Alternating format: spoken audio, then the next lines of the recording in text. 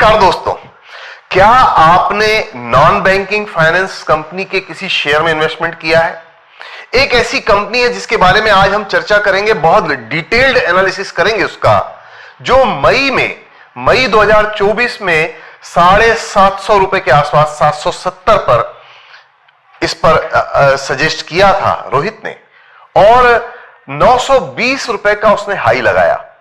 लेकिन आज जब हम ये वीडियो बना रहे हैं, आज 6 नवंबर 2024 है और आज इसका रेट है लगभग 650 रुपए। 750 रुपए से 770 रुपए से 655 रुपए पर ये आकर के खड़ी हो गई है। और किसी ने 750 रुपए में खरीदा है, किसी ने 900 रुपए में खरीदा है, किसी ने 850 रुपए में खरीदा है। आखिर कहां जाएं, क्या करें, क्या है इस कंपनी में? प्रमोटर्स, कितनी होल्डिंग है, एफआईआई, डीआईआईस, रिटेल इन्वेस्टर्स कहां खड़े हुए हैं? क्या आरबीआई के कुछ रूल्स रेगुलेशंस चेंज हुए हैं? क्या कंपनी ने अपनी पॉलिसी में कुछ चेंज किया है? क्या मार्केट कंडीशंस में कुछ चेंज हुआ है? और कंपनी के फाइनेंशियल्स क्या बोल रहे हैं? Q1, Q2 के रिजल्ट्स क्या बोल रहे हैं? क्या लॉन्ग टर्म में इस कंपनी से बाहर आ सकते हैं कुछ मुनाफा बुक कर? यही सब बातों पर आज हम बात करेंगे 5 स्टार फाइनेंस, जो कि एक नॉन बैंकिंग फाइनेंस कंपनी है। तो नमस्कार रोहित जी। Hello sir.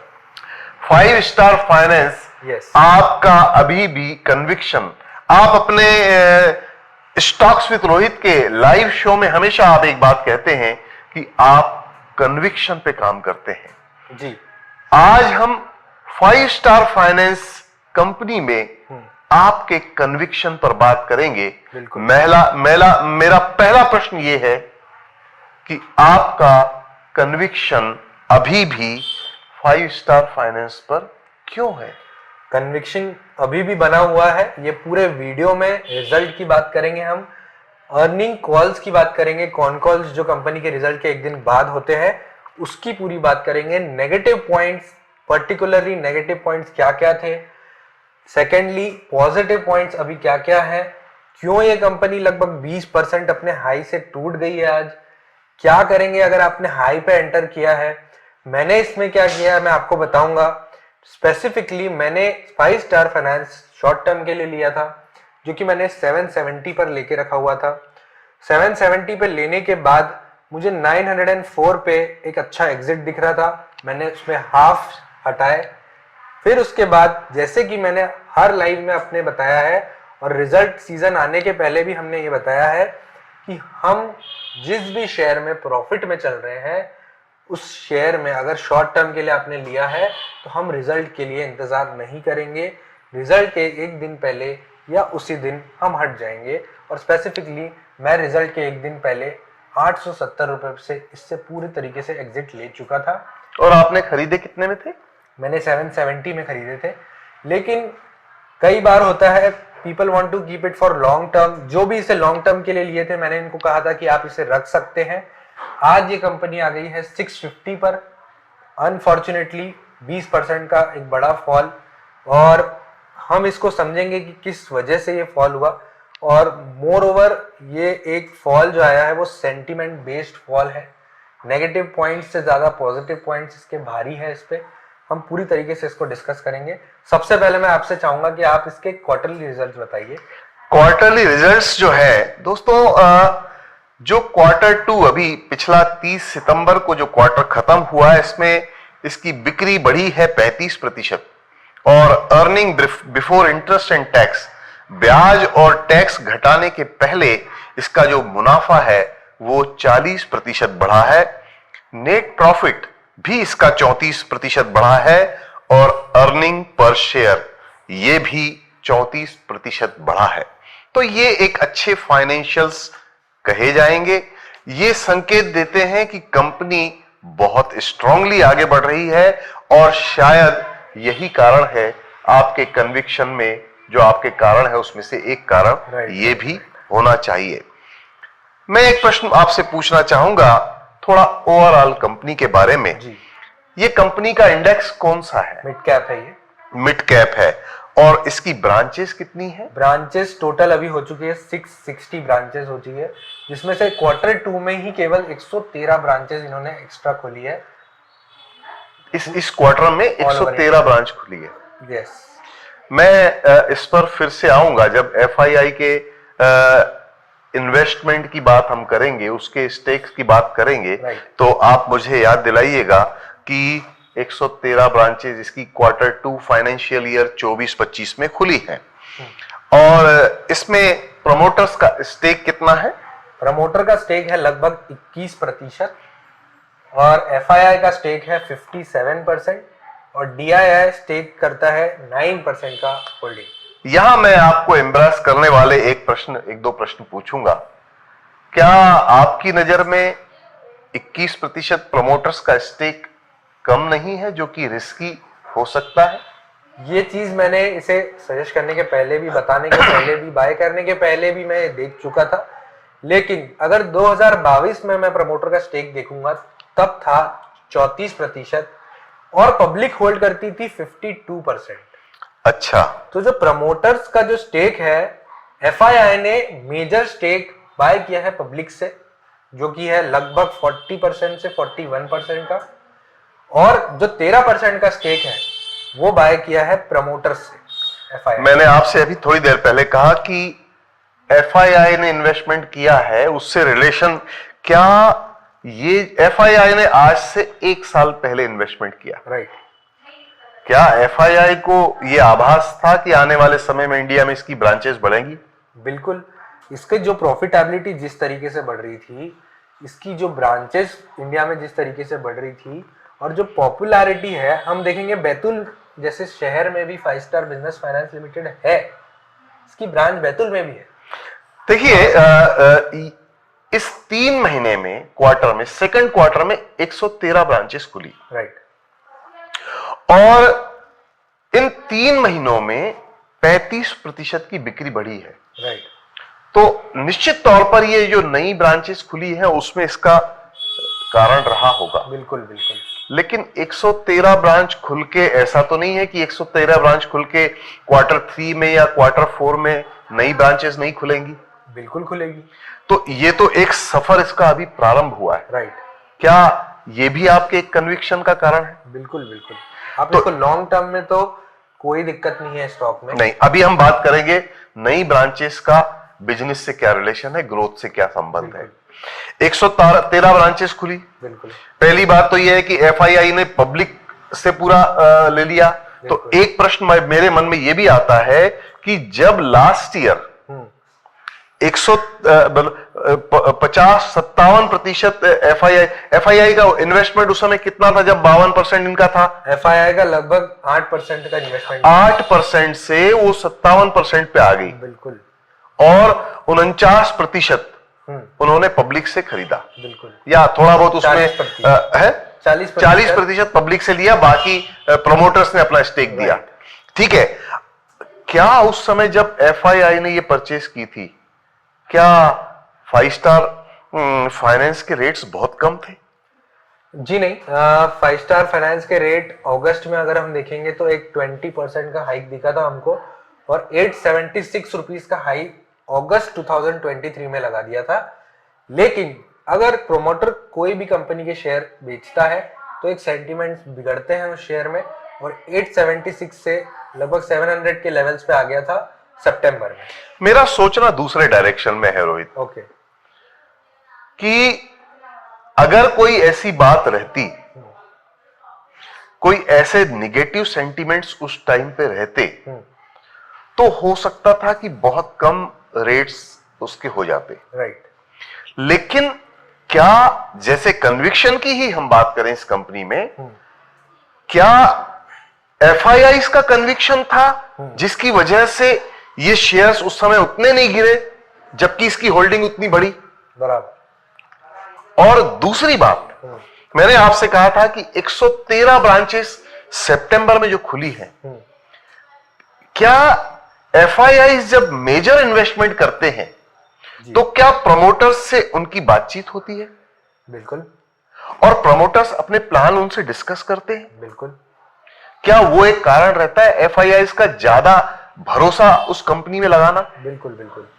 तो इसका मतलब यह हुआ कि रिटेल इन्वेस्टर को नहीं मालूम था कि आने वाले समय के नेक्स्ट मतलब 23-24 के 24-25 के फाइनेंशियल ईयर के या 25-26 के कंपनी के प्लान्स क्या है, राइट।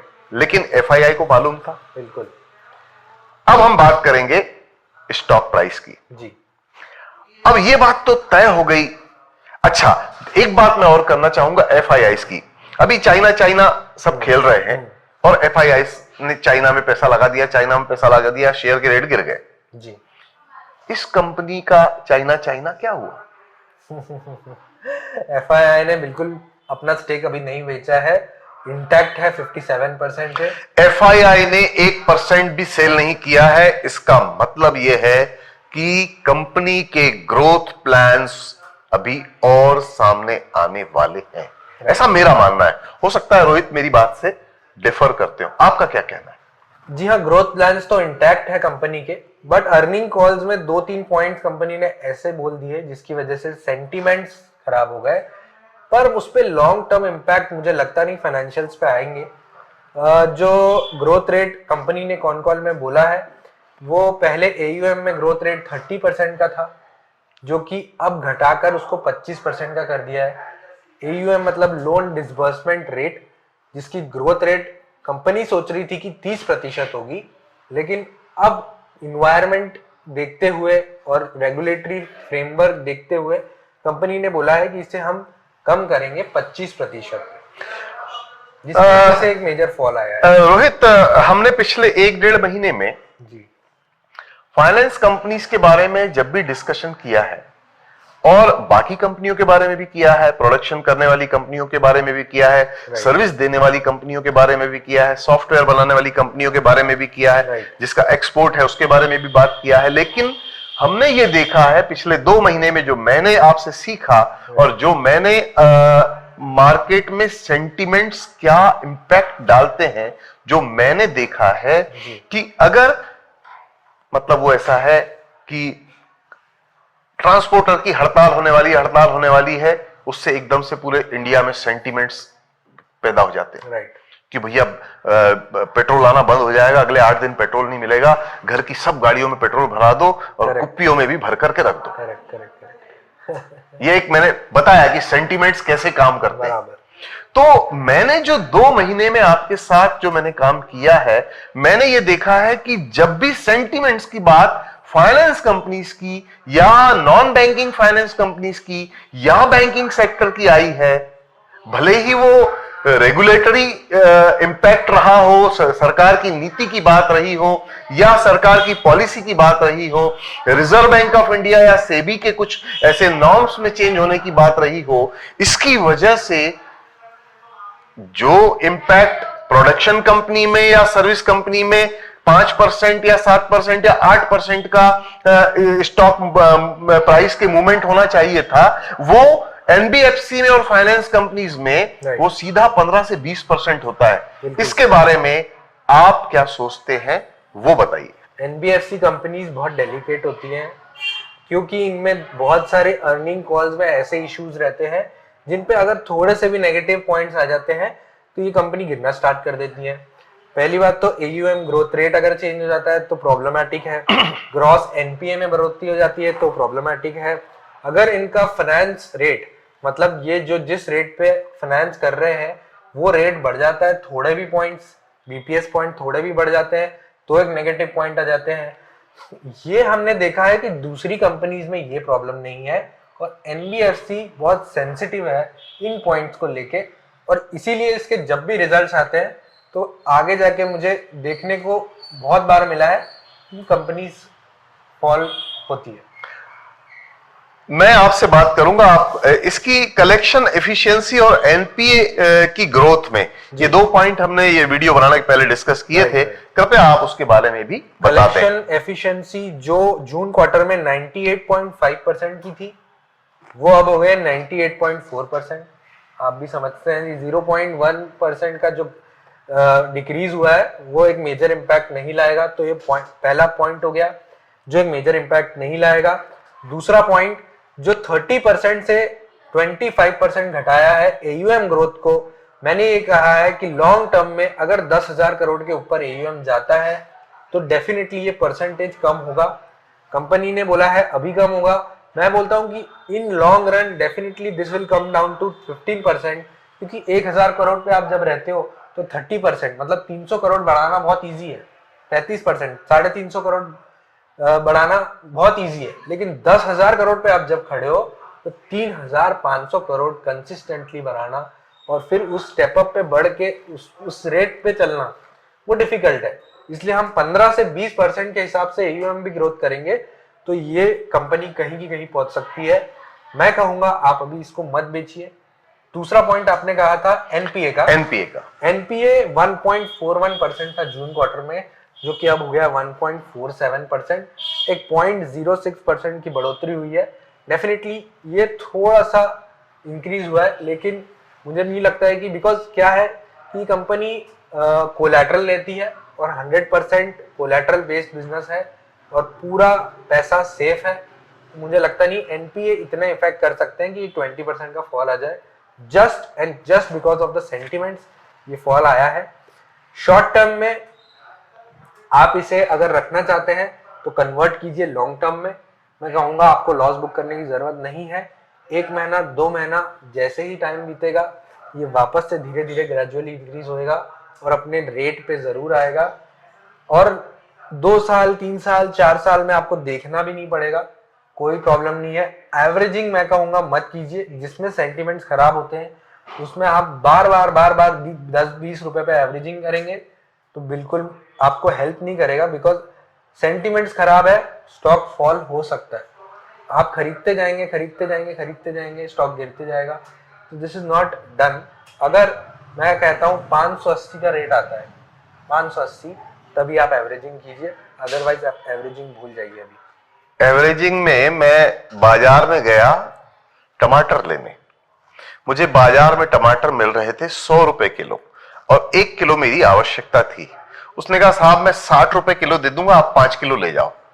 और मैं 300 रुपए के 5 किलो टमाटर ले आया और मुझे वो टमाटर पूरे के पूरे 4 किलो खराब हो गए और फेंकना पड़ा।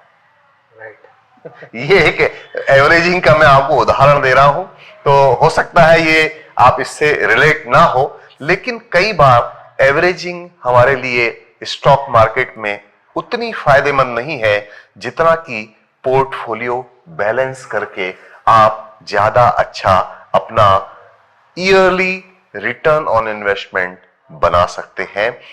इसी बात को लेकर के मेरा अगला प्रश्न ये है कि इस 5 स्टार फाइनेंस के जिनके पास शेयर्स हैं जी, लॉन्ग टर्म में हो सकता है लॉन्ग टर्म में भी उतना रिटर्न न दे पाए, तो इस संबंध में पोर्टफोलियो के बैलेंस को लेकर के आप कौन सी स्ट्रेटेजी सजेस्ट करेंगे? मैं यही कहूंगा कि अगर आपने इसको 850 पे खरीदा है या 900 पे खरीदा है, आप इसे अभी होल्ड कीजिए। डेफिनेटली अर्निंग्स की वजह से, जो कि हमारे हाथ में नहीं होती है, और बहुत सारे मेजर कॉल्स जो मैनेजमेंट लेता है वो भी हमारे हाथ में नहीं होते हैं, आप इसे लॉन्ग टर्म के लिए रखिए। आपको डरने की बात बिल्कुल भी नहीं है, बिकॉज आप देख सकते हो 35% इंक्रीज प्रॉफिट में एक बार में हो रहा है। आपको कहाँ पे मिलता है ये ग्रोथ, इतना ग्रोथ एक क्वार्टर में, इतना ग्रोथ, और साथ साथ में ब्रांचेस कंटिन्यूसली खुल रही है, साथ साथ में कंटिन्यूस AUM में ग्रोथ हो रही है 25-25, 30-30% की। तो डेफिनेटली जब हम इतने बड़े हो जाएंगे तो ये छोटी छोटी सेंटिमेंट्स बिल्कुल काम नहीं आएंगे और कंपनी को जाना ऊपर ही है। मैं यहां पर यह कहूंगा कि किसी संयुक्त परिवार में एक मेंबर बहुत अच्छा काम करता है, लेकिन एक मेंबर ऐसा होता है जो काम तो बहुत कम करता है लेकिन कुछ कुछ काम बहुत अच्छे करता है। वो जैसे लोगों को स्टेशन पे छोड़ के आना, परिवार के मेंबर में किसी की सदस्य की तबीयत खराब हुई तो आधी रात को 2 बजे भी लेकर के जाना और सब्जी लेकर के आना। तो आपके पोर्टफोलियो में आज की तारीख में अगर हम बात करें तो 5 स्टार फाइनेंस उस ज्वाइंट फैमिली में एक ऐसा सदस्य है जो बहुत ज्यादा तो रिटर्न आपको नहीं देगा, लेकिन वो काम का है, बहुत काम का है। आप रखे रहिए। निश्चित तौर पर आपने 800 या 900 रुपए में अगर ये शेयर खरीदा है तो विश्वास रखिए। फाइनेंशियल्स की जो स्टडी रोहित तातेड़ की है उस पर विश्वास रखिए और जो हमें दिख रहा है इस कंपनी के फ्यूचर में जो ग्रोथ दिख रही है उस पर आप विश्वास रखिए, निश्चित तौर पर ये कुछ न कुछ आपको दे करके जाएगा। आज स्टार 5 स्टार फाइनेंस के बारे में इतना ही। आगे भी आप देखते रहिए स्टॉक्स विद रोहित।